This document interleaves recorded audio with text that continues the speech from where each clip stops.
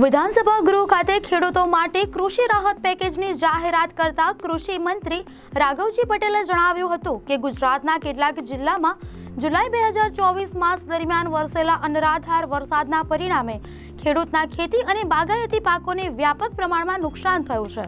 આવી વિકટ પરિસ્થિતિમાં જગતના તાતને આર્થિક નુકસાનમાં સહાયરૂપ થવા મુખ્યમંત્રી ભૂપેન્દ્ર પટેલની મંજૂરીથી રાજ્ય સરકાર દ્વારા ₹350 કરોડની માતબર રકમનું કૃષિ રાહત પેકેજ જાહેર કરવામાં આવ્યું છે।